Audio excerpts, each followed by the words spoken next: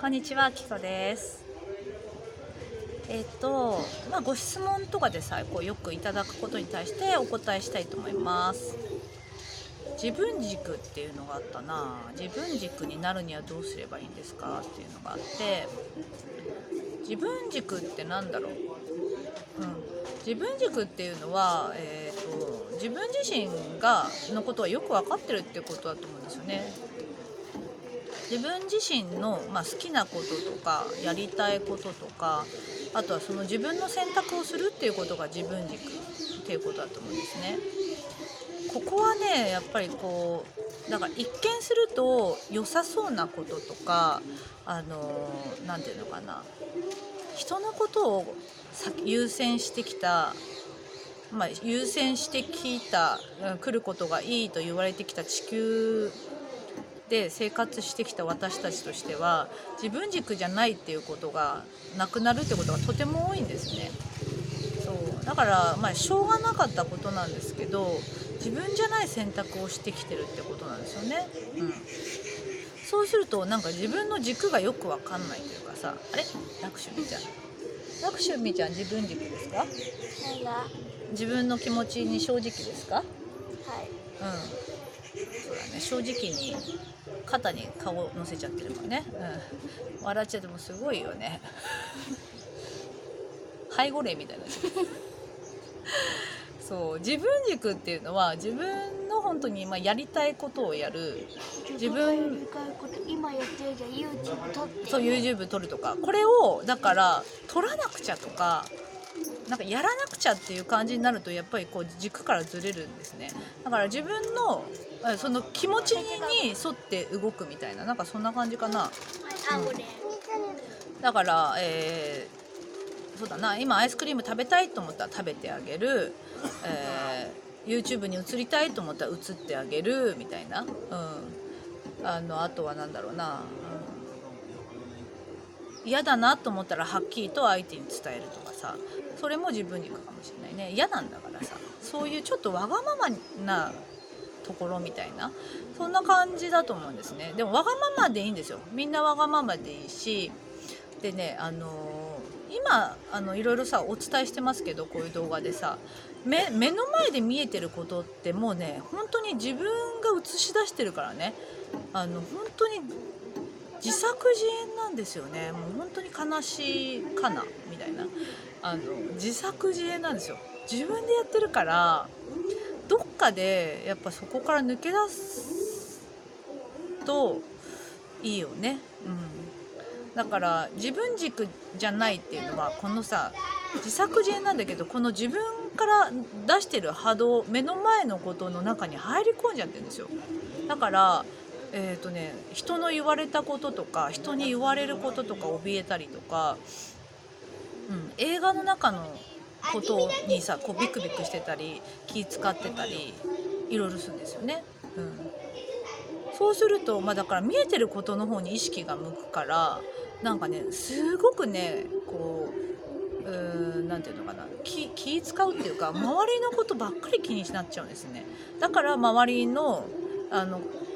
ことを気使って自分は後回しにしたりとか、そんな感じになっちゃうよね。だからあとやりたくないことを選択する。なんかやった方がいいこととやりたいっていうのは違いますからね。今まではできたんですよ。自分軸じゃないものもできたんです、選択として。だけど今ね、地球の波動がね本当に上がっちゃったから、自分軸じゃない、だからやりたくないことをなんか選択しちゃうと本当苦しいです。これがなんか分かりやすいんじゃないかな。だから自分軸になりたいんだったら、自分の、選択をしてあげるってことですね。なんかコメントであったのはね、上司が文句ばっかり言うとかさ、目の前のなんだろう、ことで、気使わなくちゃいけないとかさ、あるとしたら、それもさ自分から出してるってことだね。そういう人もこうしなければいけないって自分で思ってるわけだから、嫌だったら嫌だっていう選択をしてあげるっていうのが自分軸って言えるって感じですね。相手の方に気を使ってるってことはもう相手軸になっちゃってるんですよね。相手軸っていうの、相手の方に軸がいっちゃってるから、だから苦しいんですよ。自分の選択じゃない選択をだからずっとしてきてるっていう感じなんですね。そう、これをやっぱりやり続けて今までは来て、自分がだから何が好きかわからない、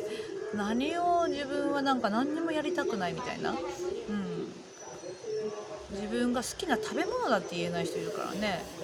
そうだから小さいことから自分の選択を小さいことからでいいですしていくと、自分の軸に戻っていきますっていう感じかな。私はそうだな、比較的ずっと自分軸です。そうだな、小さい時から自分の選択を結構してきてて、親もそうだな、自分の選択に対して否定がなかったな。旅に行きたいとかさ、行った時に自分で自分のお金で行くならいいよとかさ、なんだろう、何かこう一人暮らししたいとか言った時もいいよみたいな、自分でやるならいいよとか、どっかインドに行きたいとかさ、どっかに海外に住みたいって言ったらなんかね、いいよっていう感じでなんかそうやって出してくれたし、自分でこういう風にしたいっていうものを自分で選択してきたかなと思うんですね。ただ、家族かな、旦那さんと結婚したあたりにちょっとやっぱずれてきたんだよね、軸が。なんか旦那さんに気使って、なんだろう、彼の夢が自分の夢みたいになっちゃったりとか、あとはそのやっぱインドに関わってたから、よくこれはすごい分かりやすいかも。インドの人と結婚したからさ、なんかすごい貧しい人がいっぱいいて、なんか助けなくちゃみたいな、来たなんか助けなくちゃみたいな気持ちになったんですね。だから学校作りたくもないのに学校作りたいとか、もうこれは本当にずれてるよね。自分で